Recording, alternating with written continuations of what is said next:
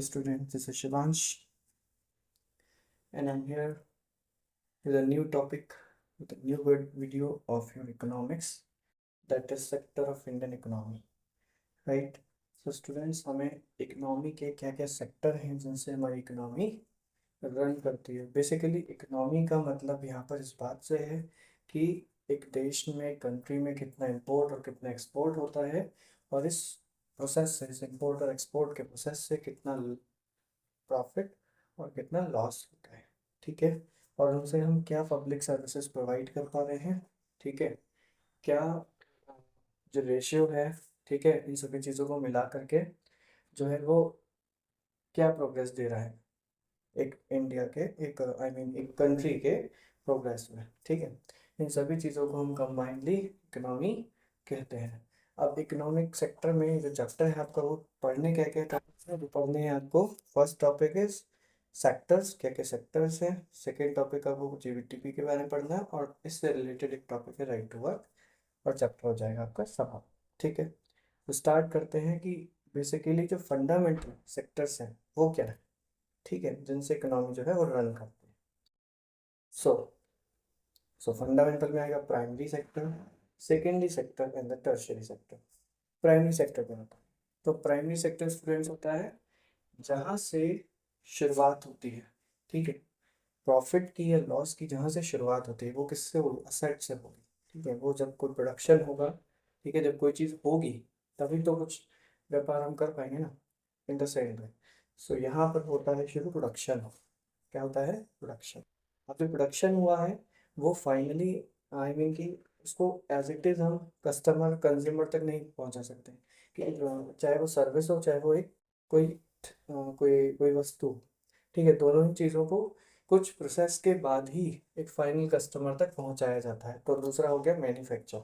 Manufacturing होती है secondary sector में। ठीक है, अब इन दोनों को हो जाने के बाद जो इन दोनों को हेल्प करता है, ठीक है, जो इन दोनों को सपोर्ट करता है, उनको डेवलप करने के लिए वर्क करता है, that is a tertiary sector.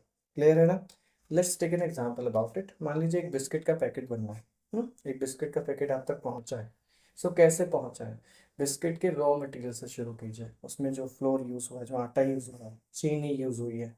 ठीक है, उन और गेहूँ, आटे के लिए भी क्या जरूरी, तो गेहूँ की पहले प्रोडक्शन की गई, उसको मैन्युफैक्चरिंग जहाँ पर इसकी हुई थी वहाँ पर उन सभी चीज़ों को कलेक्ट किया गया, रिफाइन किया गया और यूज़ किया गया, बनाया गया। उसके बाद उसको आप तक पहुँचाने के लिए कुछ ट्रांसपोर्ट यूज़ किए गए, और ये सब चीज़ें मिल करके जो है फाइनल गुड, यानी जो भी चीज़ है वो आप तक पहुँची। क्लियर है?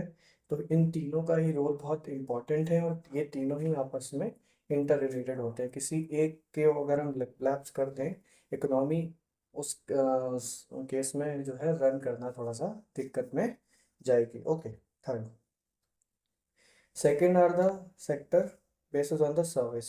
तो सर्विस के बेसिस पर दो तरह के सेक्टर्स होते हैं, एक तो पब्लिक और एक प्राइवेट सेक्टर। सो बच्चों, पब्लिक सेक्टर जो होता है वो पब्लिक सेक्टर ज़्यादातर वेलफेयर के ओरिएंटेशन से होता है। ठीक है, कंट्रोल किससे करते हैं? कंट्रोल ये करती है गवर्नमेंट।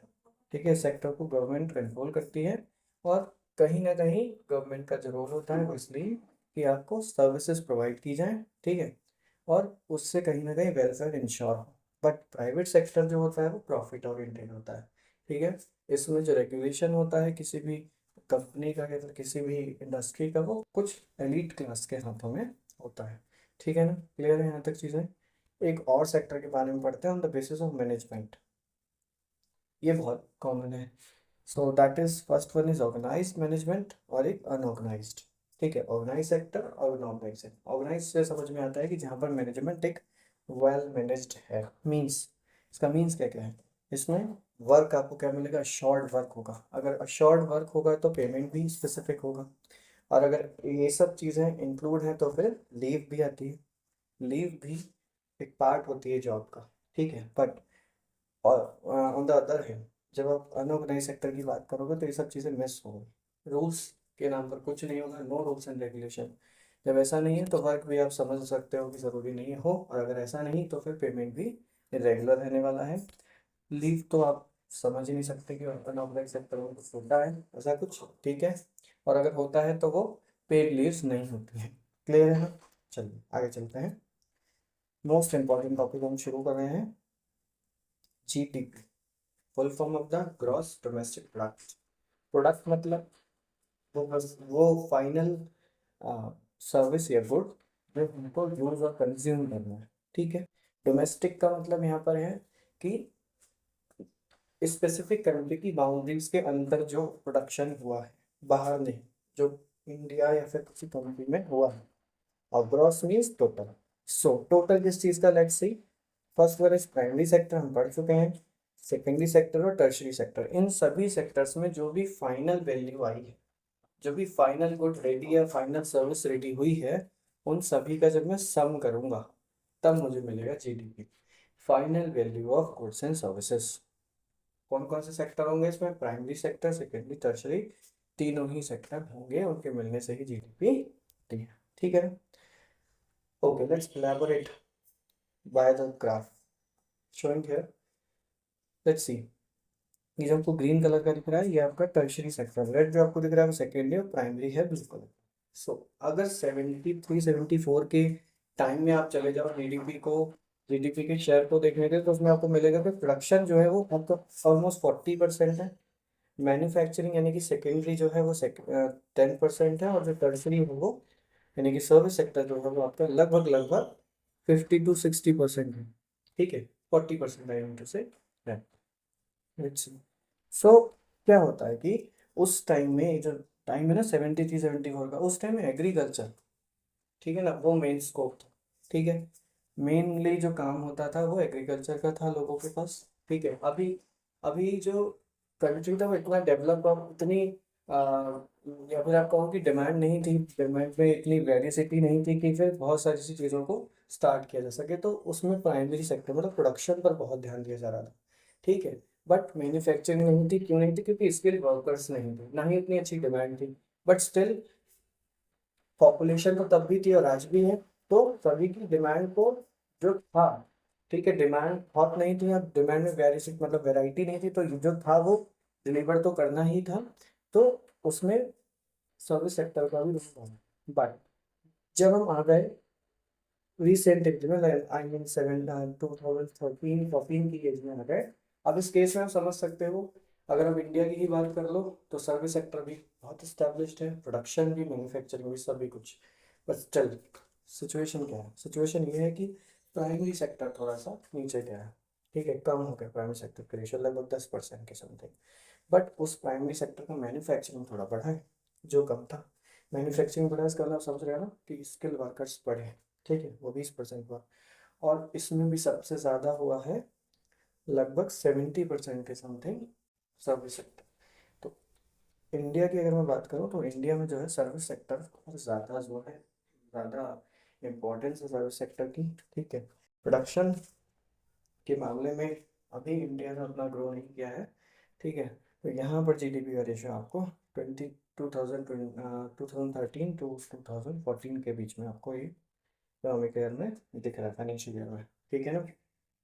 यहाँ पर आप देख सकते हो कि जो आपका सर्विस सेक्टर है वो ज़्यादा है, इससे ये दिखाई दे रहा है आपको, ये आप शायद समझ सकते हो कि यहाँ पर की जो एम्प्लॉयमेंट है वो बढ़ा होगा। बट क्या सिचुएशन है, लेट्स सी। लेकिन जब आप एम्प्लॉयमेंट रेशियो की बात करते हो तो वो स्थिति थोड़ी सी अलग आ जाती है। वो स्थिति जब प्राइमरी सेक्टर में कहा एग्रीकल्चर जब था तो लोगों के पास खुद का काम था, तो एम्प्लॉयमेंट बहुत था, खुद का काम था, लोगों के पास एम्प्लॉयमेंट की जरूरत ही नहीं थी, बहुत काम था, ठीक है। मशीनें भी उतनी नहीं थी, उस ज़्यादा से ज़्यादा वर्क हो रहा था वो लोगों के द्वारा हो रहा था। मैन्युफैक्चरिंग कम रही, फिर वो जो अपना सर्विस सेक्टर था वो कम रहा। 17 18 तक आते आते चीज़ें थोड़ी बदली, मशीन आ गई, ठीक है, तो प्राइमरी सेक्टर थोड़ा सा कम हुआ उधर। जब मशीनें आ गई तो आप देखो वहाँ 11 20 पर उसने मैन्युफैक्चरिंग को बढ़ा दिया। और अगर मैन्युफैक्चरिंग बढ़ी है तो ऑब्वियस सी बात है कि हमको सर्विस भी देनी है, हमको सर्विस जो हमने बनाया है उसको हमें प्रोवाइड भी करना है नेक्स्ट, ठीक है ना। So let's see now right to work. अब एम्प्लॉयमेंट की वजह से रेशियो, आई मीन ये इशू रेज हुआ कि भाई अब वर्क का क्या करें। कुछ लोगों के पास बहुत काम है, कुछ लोगों के पास काम ही नहीं है, ठीक है। तो सेंट्रल गवर्नमेंट ने एक्शन लिया राइट टू वर्क को लेकर के, क्या लिया, लेट्स सी। कि एम्प्लॉइंग जो अनएम्प्लॉयमेंट है ना उसको काउंटर करने के लिए इस लॉ को लाया गया। Government take this initiative implementing the law that is right to work. Unemployment का जो रेशियो है उसको काउंटर करने के लिए इस लॉ को लाया गया।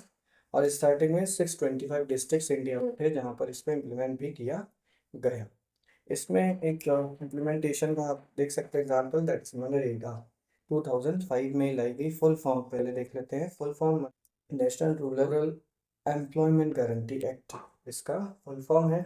इंश्योर क्या करता है? इंश्योर करता है आपको 100 डेज का वर्क, ठीक है, रूरल एरियाज में गारंटी वर्क है। और अगर इसमें श्योरिटी में अच्छी बात यह है कि अगर गवर्नमेंट इस चीज़ को फुलफिल करने में फेल होती है, ठीक है, it will give an unemployment allowances to you, ठीक है, आपको बेरोजगारी भत्ता दिया जाएगा अगर वो 100 दिन का काम देने में वो असक्षम रहती है तो, ठीक है ना।